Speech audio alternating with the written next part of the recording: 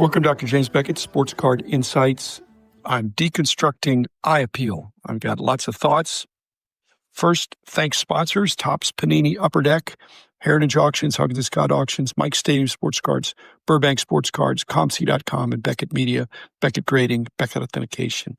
Eye Appeal has always been around and is here to stay and will be increasingly important in the future. When I got started, there wasn't any grading, so it was all eye appeal. There wasn't any strong for the grade. You couldn't buy the grade, not the card. You just bought the card. I asked AI about eye appeal, and I thought, that's reasonable. The components, they say, are centering, color and gloss, surface, registration, all things. They're not wrong, but really the degree of eye appeal is also affected by whether something's on the front or the back, whether the centering is top to bottom, the color in the gloss, the registration. Again, mostly we're talking about vintage cards, but that's a good start. So I think AI sometimes can give a good start. However, when you're buying the card, not the grade, just buying the card, people are willing to pay more for a better looking card. That's always been the case. They're willing to pay a premium for a card that for the grade has better eye appeal. And there's different ways and services that will help you with that. But in your own mind, you're looking at the card and you're saying, this looks better than a 4. I'm willing to pay a 5 price for a 4. But does it work the other way? If it's a card that's a 4, 52 top something, and it looks like a 3, I'd want to pay the 3 price. I don't want to pay the 4 price, but you're not always able to do that because dealers and collectors have this dance that they do when they're trying to buy and sell, transact cards. Both of them certainly are not uncomfortable with subjectivity to a degree, but they'd like to work it in their favor. It's fun to sell cards for more, and it's not very much fun to take a haircut when a card has been professionally graded and given a number. You want to use the comps for that number, but all 4s, all 8s, all 10s even are not fungible. But as I said, a little bit of subjectivity in the industry is not a huge problem. Minor inconsistencies between graders, between grading companies. Again, TAG has superior consistency, but they haven't had the market acceptance. And that's because I don't think the market appreciates consistency. They appreciate accuracy, and somehow they want the grades to make sense to them. And eye appeal is a way to reflect on the technical grade perhaps being correct, but the actual eye appeal, the value of that card in your collection, when a card goes on my card wall, if it's got a blemish on the back that crushes the grade, I don't look at the back. I just look at the front. And most of my guests are looking at it from a foot or two away. If it's something that is only seen under a microscope, I don't think anybody's ever come over here to look at my cards and BYO microscope. They don't do that. So minor defects on the back, kind of microscope defects on the front. When you have that, the card can be technically correct, but look better than the number grade. I've heard it said that you really need to take that into account, whether you're buying for resale or buying for personal value, whether you're going to keep it. And I think that's a distinction that I don't make. And I encourage you to think about, I want to pay a good price for this card. If I were of that mindset, I would be willing to pay more for a better looking example of a certain grade. I would be willing to pay above comp because I think it's equivalent to a better card. On the other hand, I'd also want to be paying lower. Okay, if it's a card that appears to be overgraded. And that's, again, the buy the card, not the grade. I grew up with no grades than verbal grades. So I think on the resale value versus personal value, for most people, your cards will eventually be sold, whether they're sold by you or by your estate. And when they are, they will go for the going rate. Here's my insight. I believe that eye appeal will be increasingly important over the years. So if it's 10 years from now, if you overpaid for a 4 that looks like a 5, it may not be so much that you overpaid. So the resale value may not be a problem. And frankly, sometimes you can get it regraded. There may be other grading systems or companies that come in that allow you to reslab something and get a higher number, if that's really still important. We live in a PSA world now, their dominance, but it wasn't always that way, and it may not always be that way. But right now, they're the safest bet. PWCC, which has been acquired by Fanatics a number of years ago, was an innovative company and came on strong. And they were the ones that started the Eye Appeal A and E and S for above average and, I guess, excellent and superior. I think that's confusing. The 30%, 50%, 5% seems arbitrary. And yet, when Fanatics has bought them and is deploying those letters, Fanatics is probably the biggest player in the industry. And if they say this is something that's important, we shouldn't ignore that they're going to push that in their auctions. Again, they're only going to push it if it's above average or if it's excellent or superior. Does that mean, just like a qualifier, the prevailing wisdom is to subtract 2 grades? If it's a 7 OC, then it's going to be like a 5 in terms of its value. And that causes problems for the price guides because, as I said, all 7s are not equal. Even all 7 OCs are not equal, or MKs, all these different things. But subtracting 1 or 2 grades, depending on that, I think Eye Appeal is the same thing. I think you could add 1 or 2 grades. If it's a 3 that looks like a 5, try to get a 5 price for it. You might not. You're going to try to get a 3 price for it and then brag about how you got the nicest 3. And again, if it's already has an S sticker on it from Fanatics, then you're going to pay up for that. So I think it's good to be able to grade your own cards to some degree, to have some insights about what the grading companies are looking for and look at it that way. The more knowledge you have about how grading is done, the better off you're going to be, because if you're waiting for somebody else to tell you, you're in effect paying for that service. What do I know anymore when I'm just doing the dollar boxes? The dollar box is all about Eye Appeal. And Eye Appeal is more than just the grade to me. It's any characteristic of the card that pops out at you. If you're going to buy a house for your family, what is the first thing you notice? Okay, what's important to you? That's what Eye Appeal is. What is important? You're going to buy a car. You're going to buy a new car or a used car. What is important to you? That's the Eye Appeal, or the emotional appeal. Let's say not just Eye Appeal, not just a design element, but what is it that you're looking? What's the first thing you notice? And frankly, when you're looking at a card, the criticism is of the buy the grade, not the card people. They're saying the Eye Appeal to me is the number of the grade. I'm not looking at the card. When I see that slab, I see a number. I don't see a picture of a card. Now, us purists think that's wrong, but it's not wrong when it's your opinion, and that's the way they look at it. In the old days, say you had a $100 Mickey Mantle card. If it's like excellent, let's say it's a $100 card. If it's mint, I think you'd have trouble getting $200 in the 70s. Double price. I don't even think you could. You'd get a slight premium. By the same token, if it's fair to good, it might bump it down to $50. So it wouldn't go to 0. The grading would not be stretched as much as it is now. So it's half price if it's lesser condition. And I saw that a lot. I didn't see that much double price for better cards. Where I remember this happening was at the Sports Collectors store, the huge store that Pat Quinn and partners had back in the, was that the 80s or the 70s? Anyway, they had this huge wall of commons all in numerical order because a lot of them were from vending. And they would have people come in and pull out the mint, perfectly centered cards. I don't think they really charged them a surcharge as much as they didn't give them a discount. And it certainly wasn't a 10x price for what a gem mint card would be. And they had some terrific cards there.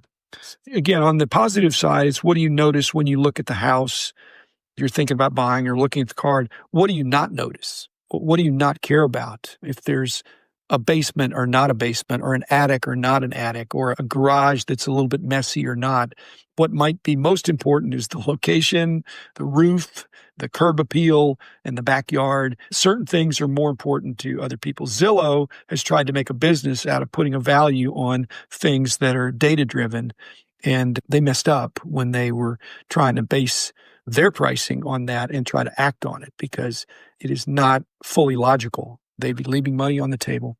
I've had discussions with my Beckett former teammates over the years, not immediately, not back 25 years ago when we started, but over the years about, is Eye Appeal a 5th subgrade? You have centering, corners, and edges and surface. Is Eye Appeal a second E from the edges? And I think it's very difficult because the grade, Eye Appeal is mainly in context of what number that it already has, or what's the descriptor of the card, and then it's better than what it technically should be described as. So a fifth subgrade it's more like a plus or minus than it is another number. It'd be very difficult to develop an algorithm. It's probably not impossible, but I've never quite figured that out.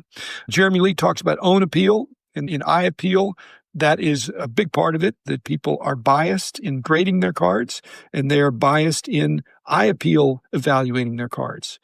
They may be the other way around. When they're looking to buy, they're going to downgrade or criticize a card they're trying to buy to drive down the price. They might criticize the eye appeal, pointing out the blemish on the back that is not removable, but it's not that distracting. The other part of the eye appeal is I think there's an eye appeal just of the slab itself. I think if somebody's walking through a card show and they're looking for cards that have eye appeal, I think in some cases they've screened out for every different grading company. There are proponents and fans that are looking for those slabs. They either like the slab, and so part of their eye appeal, it has lesser eye appeal if it's in the wrong company's slab. It may be the same looking card. I think that's something people ought to get over, especially if there's minimal crossover cost.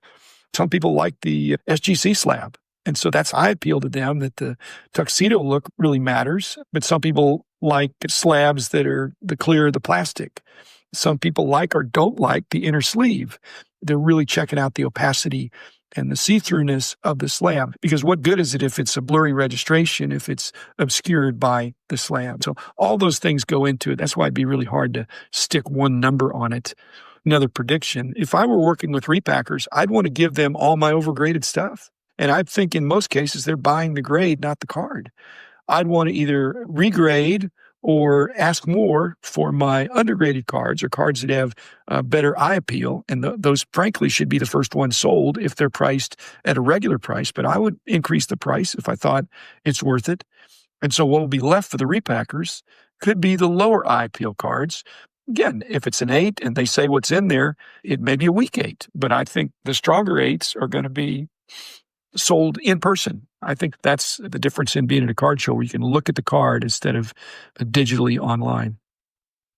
There's also eye appeal. It comes into romance. And I'm not just talking about my lovely wife, but Jeremy Lee literally fell in love with Shoeless Joe, the card, the Cracker Jack. And when you fall in love, you have trouble seeing the flaws. You have a confirmation bias. You're fully invested. He was fully invested in that card before he bought it, because he was not a horrible confirmation bias, but it had flaws enough to legitimately grade it at a 1.5. But it looked much nicer. I totally agree. But that's sometimes how we fall in love, or buy a house or buy a car. We don't think it's perfect, but we're really fixated and focusing on the strengths. And that's actually a good way to do marriage, is to look at the positives of your wife or husband. Anything that's why a card sells for more than you would expect, or more than you would predict based on the number itself, that's what eye appeal is. And I think it goes both ways.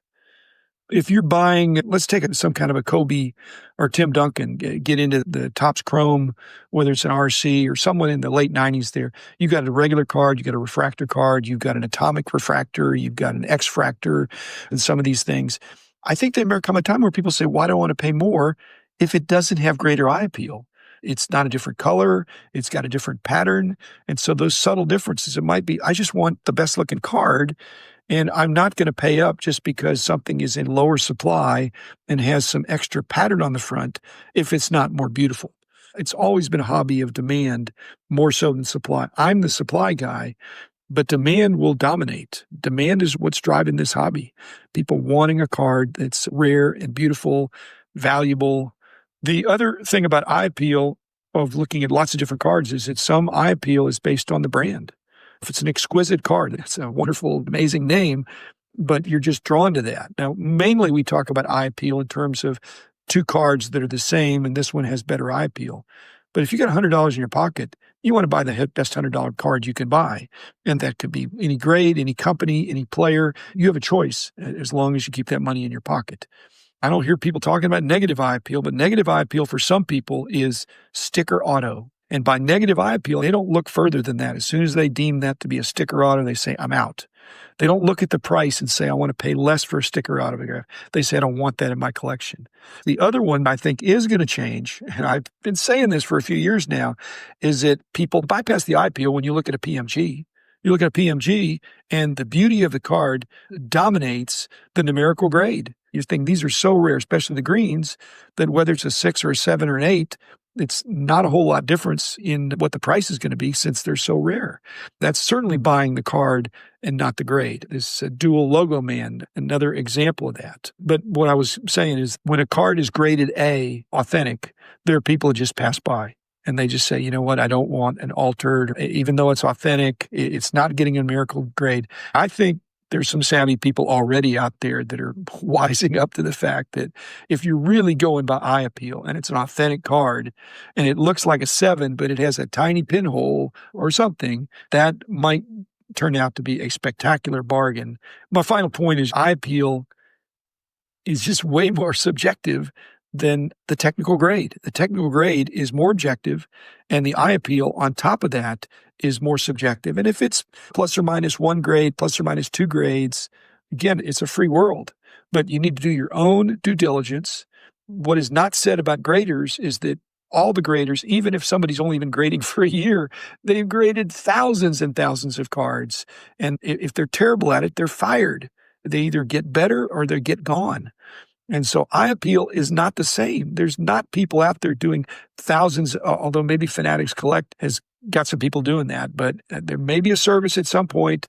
But at this point, you don't have people doing thousands of eye appeal evaluations as much as you have thousands of numerical grade evaluations. So eye appeal is very interesting. It's here to stay. It was here before I got here, and it's going to always be there. It's going to be increasingly important. So learn what you like, and if you like what other people like, then you're going to be paying more. But Mookie Chilson says, if I get a pinhole, no problem. But now he's said that too many times. Other people are going to be battling out with him. So thanks, everybody. Keep enjoying collecting. I don't think there's really wrong ways. You live with your mistakes. But thanks again.